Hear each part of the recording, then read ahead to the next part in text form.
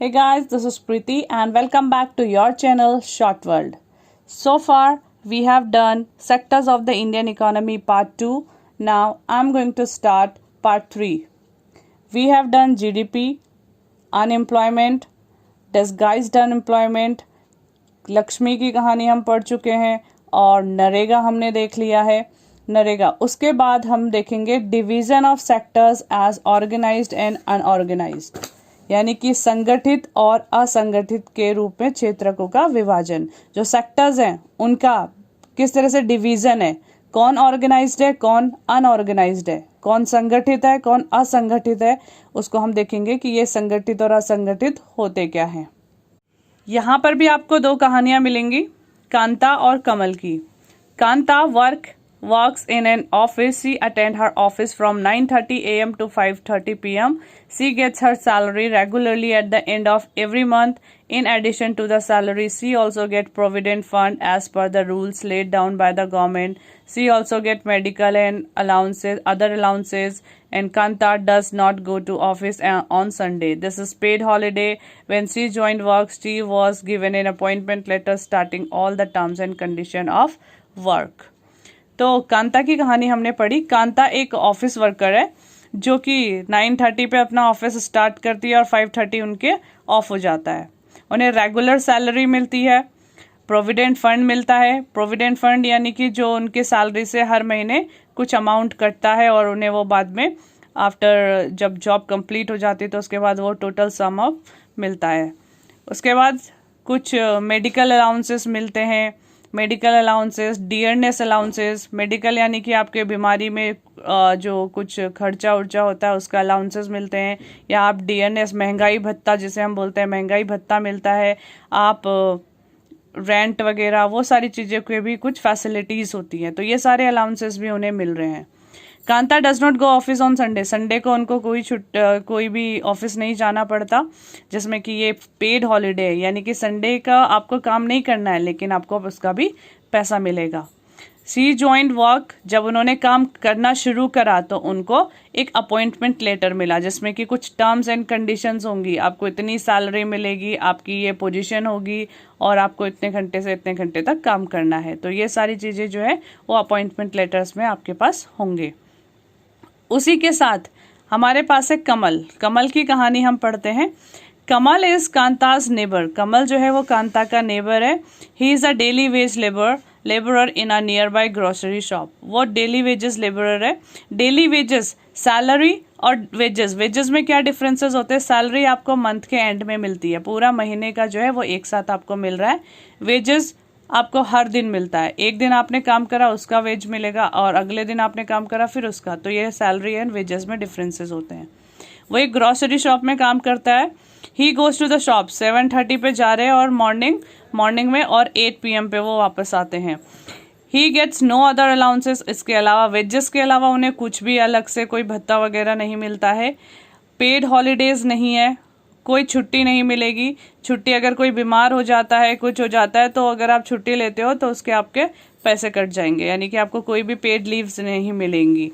उसके बाद आपके पास कोई फॉर्मल लेटर नहीं होगा, यानी कि आपको अपॉइंटमेंट देने, आपके लिए कोई अपॉइंटमेंट लेटर नहीं होगा कि आपको जॉब पे रखा जा रहा है, आपको इतने घंटे से ऐसे काम करना है, ऐसा कुछ नहीं है.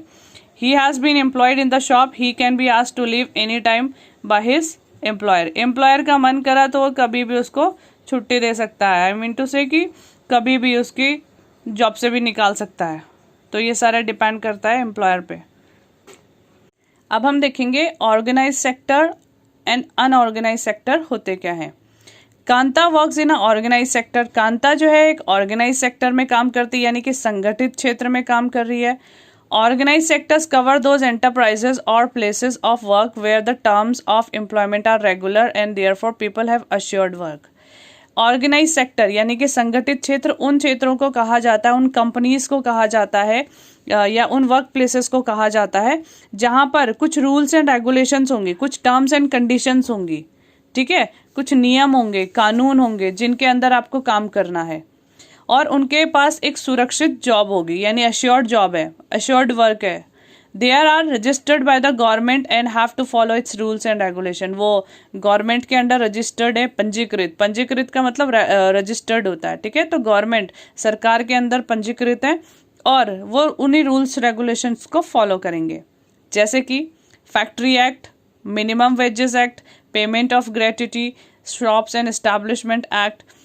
तो फैक्ट्री एक्ट, फैक्ट्री के कुछ नियम होंगे, कुछ कानून होंगे, कुछ फैक्ट्री एक्ट के, यानी कि आपको इतने घंटे से इतने घंटे तक काम कर सकते हैं। 12 घंटे की जॉब है, 6 घंटे की जॉब है, 8 घंटे की जॉब है, वो फैक्ट्री एक्ट के अंदर आएगा। या मिनिमम वेजेस, मिनिमम वेजेस कितने, हर दिन का आपके कम से कम वेजेस कितने होने चाहिए, वो हो गया।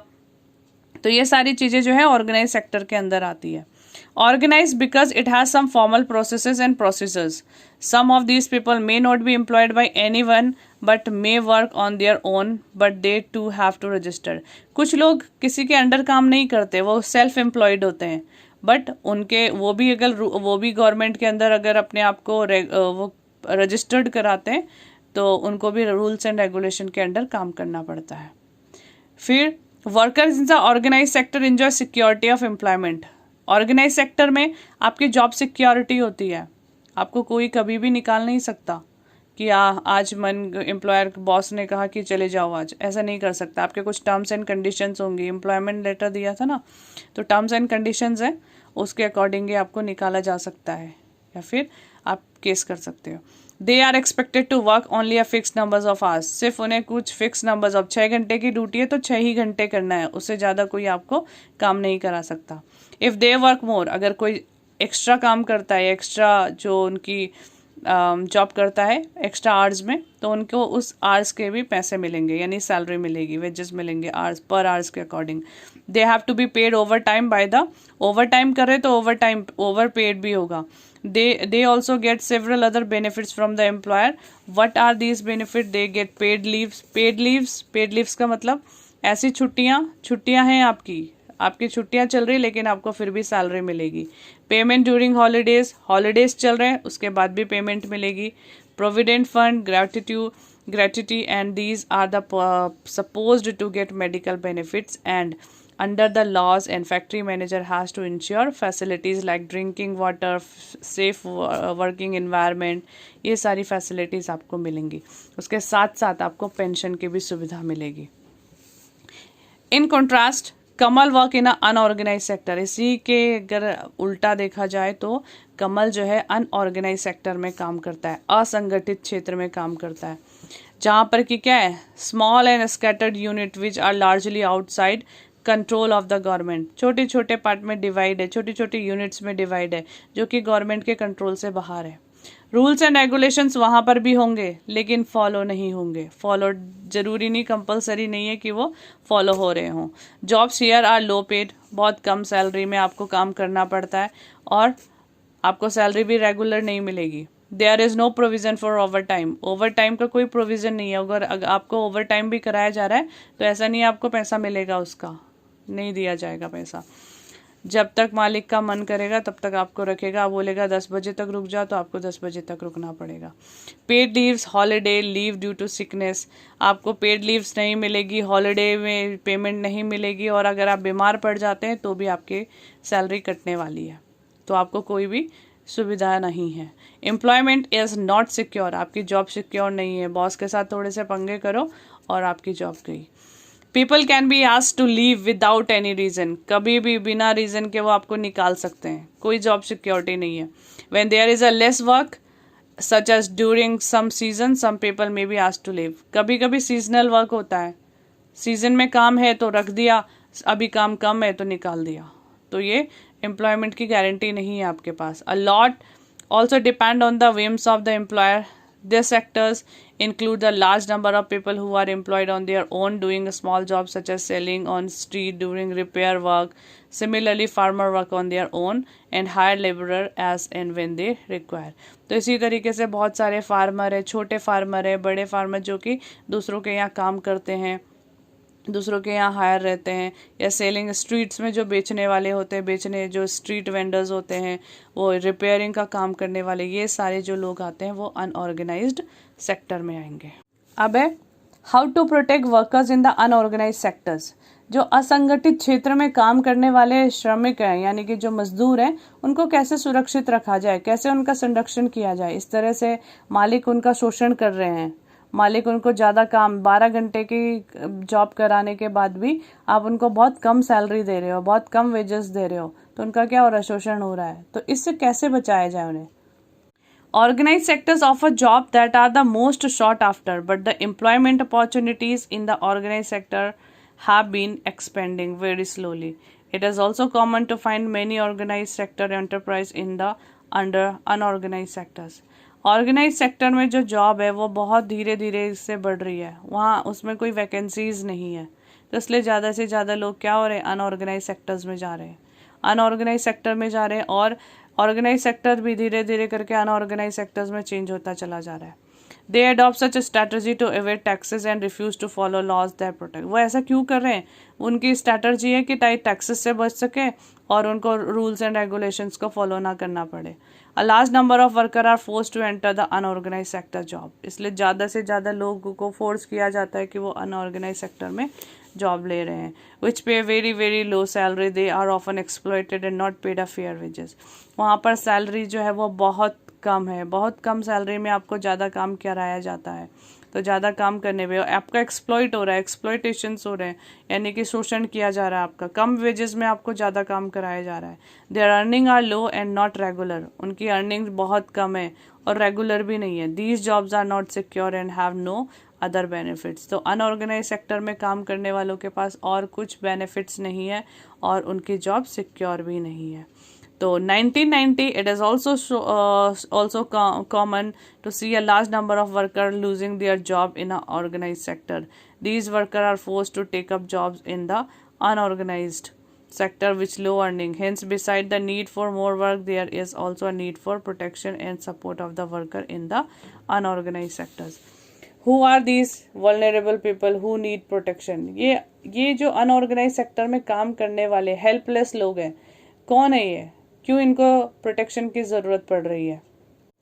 तो अनऑर्गेनाइज सेक्टर्स में जो लोग आते हैं वो है लैंडलेस फार्मर है, या स्मॉल फार्मर्स हैं, या आर्टिशन है, वीवर है, ब्लैक स्मिथ है, कारपेंटर है, गोल्ड स्मिथ है।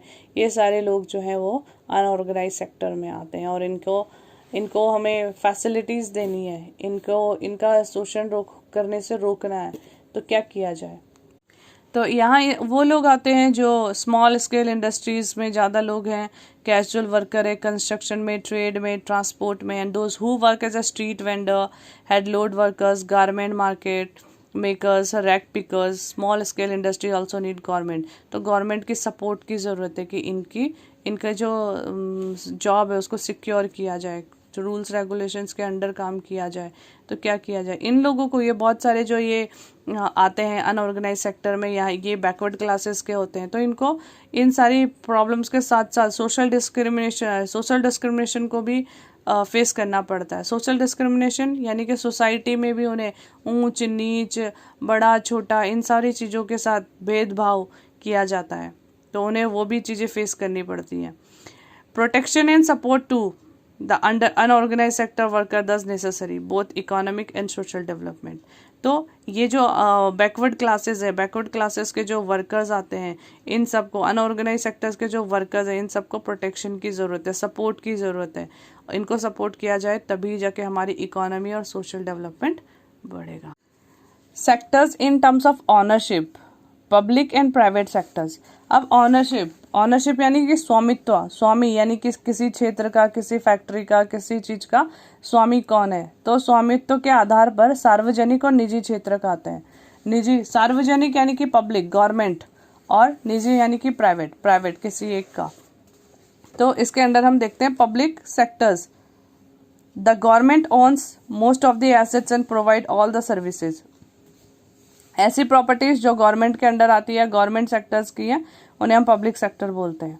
जो किसी एक पर्टिकुलर की है, जैसे टिस्को हो गया, रिलायंस हो गया, टाटा हो गया, ये सारी चीज़ें जो है किसकी हैं, Tata iron and steel company, TISCO हो गया, रिलायंस हो गया, एयरटेल हो गया, या कोई भी है, ये सारी चीज़ें क्या प्राइवेट सेक्टर्स की हैं। तो प्राइवेट सेक्टर जो एक किसी पर्टिकुलर की होती है, उसकी ऑनरशिप एक प्राइवेट के हाथ में है, तो उसे बोलते हैं निजी।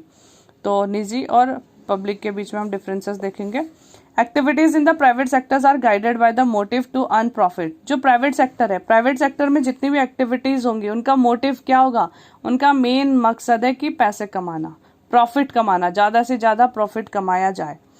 To get such services we have to pay money to these individual and companies. हमें उनकी कोई भी सर्विसेज लेनी है, मुझे प्राइवेट हॉस्पिटल में इलाज कराना है, प्राइवेट स्कूल में पढ़ाना है, तो वहां पे ज्यादा से ज्यादा क्या होगा, ज्यादा पैसे लगेंगे और मेन काम क्या होगा, वो प्रॉफिट कमाएंगे। वो जितने भी सर्विसेज दे रहे हैं उन सबसे प्रॉफिट कमा रहे हैं। Purpose of the public sector, public sector का क्या पर्पस होता है, गवर्नमेंट का क्या काम है, welfare of the citizens, welfare, अपने जो लोग हैं, जो पब्लिक है, पब्लिक के वेलफेयर के लिए काम करती है, तो वहां पे प्रॉफिट नहीं कमाना हमें। तो जो पब्लिक गवर्नमेंट पब्लिक सेक्टर होगा वो लोगों की भलाई के लिए काम कर रहा होगा। स्कूल होंगे, स्कूल में फ्री एजुकेशन है, स्कूल गवर्नमेंट हॉस्पिटल उनमें फ्री इलाज है, तो वो क्या करना चाहते हैं, गवर्नमेंट ये चाहती है कि ज़्यादा से ज़्यादा पब्लिक का वेलफेयर हो सके, भलाई हो सके उनकी। गवर्नमेंट जो है वो मनी रेज करती है टैक्सेस के थ्रू, और ये टैक्सेस के थ्रू जो मनी इकट्ठा होता है उसको वो इन सर्विसेज में देती हैं। Modern day government spend on a whole range of activities. What are these activities? There are several things needed by the society as a whole, but which the private sector will not provide at a reasonable cost. Society में ऐसे बहुत सी चीज़ें हैं जिसको पूरी society की ज़रूरत है, लेकिन प्राइवेट सेक्टर उसे रीजनेबल कॉस्ट पे प्रोवाइड नहीं करवाता, यानी कि उतने दाम कोई भी पब्लिक दे नहीं सकती जितने की प्राइवेट सेक्टर बोल रहा है। Some of these need spending large sum of money which is beyond the capacity of the private sector. Also, collecting money from thousands of people who use their facility is not easy. Even if they do provide these things, they would charge a high rate for their use. अगर private sector कोई facility दे रही है तो उसके लिए वो बहुत high charges लेगी। जैसे कंस्ट्रक्शन, रोड का अगर कंस्ट्रक्ट कर रही है, ब्रिजेस कंस्ट्रक्ट कर रही है, रेलवे लाइन, हार्बर, कोई भी चीज़ कंस्ट्रक्ट कर रही है तो उसके वो हाई चार्जेस लेंगे, और वो सारे चार्जेस कौन पे करेगा, गवर्नमेंट को पे करना पड़ेगा। यहाँ पर एक और एग्जाम्पल गिवन है, there are some activities which the government has to support. यहाँ पर कुछ ऐसी एक्टिविटीज हैं जहाँ पर गवर्नमेंट को सपोर्ट करना पड़ेगा प्राइवेट सेक्टर को। Private sector may not continue their production और business unless government encourage it. कुछ ऐसे बिजनेसेस होंगे, कुछ ऐसे प्रोडक्शंस होंगे जहाँ पर अगर गवर्नमेंट ने उन्हें इनकरेज नहीं करा तो प्राइवेट सेक्टर साइड से उसमें कंटिन्यू ना कर पाए। For example, selling electricity at the cost of generation may push up the cost of production of goods in many industries. Many units, especially small scale industries unit might have to shut down. अब क्या होता है, suppose करो रिलायंस ने electricity produce करने का, electricity generation का कोई प्लांट खोला है और वो 10 रुपये की कॉस्ट पे दे रहा है, पर यूनिट 10 रुपये दे रहा है। अब 10 रुपये देना जो है वो हर कोई जो पब्लिक है वो नहीं देगी, 10 रुपये बहुत ज़्यादा कॉस्टली हो जाएगा। सपोज करो हम 6 रुपये दे रहे हैं, तो जो 4 रुपये का नुकसान रिलायंस को होगा वो क्या होगा, वो क्यों करेगा, वो प्रोडक्शन बंद कर देगा। तो उसमें गवर्नमेंट क्या करेगी, पब्लिक को तो 6 रुपये देना पड़ रहा है, लेकिन जो 4 रुपये का नुकसान रिलायंस को हो रहा है वो 4 रुपये गवर्नमेंट पे करेगी। तो गवर्नमेंट को जो पे करना पड़ रहा है यही हमारी सब्सिडीज़ होती है। सब्सिडीज़ यानी कि छूट देना, तो पब्लिक को भी छूट दे दी 4 रुपये का और रिलायंस को भी नुकसान नहीं हुआ, तो जो गवर्नमेंट पे कर रही है वो हमारी सब्सिडीज़ हो गई। Government has to bear part of the cost. Similarly government in India buy wheat and rice from farmer at fair prices. इसी तरह से गवर्नमेंट क्या करती है, फेयर प्राइजेस में, सही दामों में फार्मर से व्हीट और जो है राइस को खरीदती है। This is the store in the godowns and sell at a lower price to the consumer. उसी तरह आपने राशन शॉप देखी होगी, बीपीएल कार्ड, एपीएल कार्ड, तो गवर्नमेंट क्या करती है, गवर्नमेंट ने किसानों से तो सही दाम में ले लिया, लेकिन अब पब्लिक को भी तो सस्ते में देना है, पब्लिक को डिस्ट्रीब्यूट करना है, तो वो भी सस्ते में देना है। अगर उसने 10 रुपये का लिया है, पब्लिक को फिर से वही 6 रुपये में देना है, तो 4 रुपये का नुकसान करेगा अपना गवर्नमेंट। तो वो गवर्नमेंट क्या कर रही है, उसे पे कर रही है, 4 रुपये का जो बेयर कर रही है वही हमारी सब्सिडी है। There are a large number of activities which are the primary responsibility of the government. Government must paid on spend on these, providing health, education facility and all is one example. Government की बहुत सारी responsibility है। Primary responsibility यानी कि सबसे बड़ी responsibility क्या है, तो गवर्नमेंट को एडुकेशन में, हेल्थ फैसिलिटीज में, इन सब में पे करना पड़ेगा।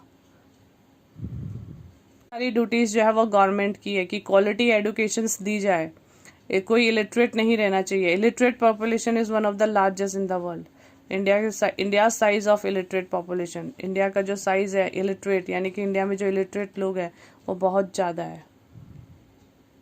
इसी तरीके से मेल नरिश्ड चिल्ड्रंस भी बहुत ज़्यादा है, तो उनको सही नरिशमेंट देना ये भी गवर्नमेंट की ड्यूटी है। इसकी वजह से अगर नरिशमेंट नहीं होता तो इन्फेंट मोर्टेलिटी रेट बढ़ जाता है। इन्फेंट मोर्टेलिटी रेट यानी कि 1 साल की उम्र भी, जो ऐसे बच्चे जो 1 साल की उम्र भी पूरे नहीं कर पाते और 1 साल के अंदर मर जाते, तो उन्हें इन्फेंट मोर्टेलिटी रेट कहते हैं। उड़ीसा में ये 57 है, यानी कि 1000 लोगों में से 57 ऐसे हैं जो मर जाते हैं।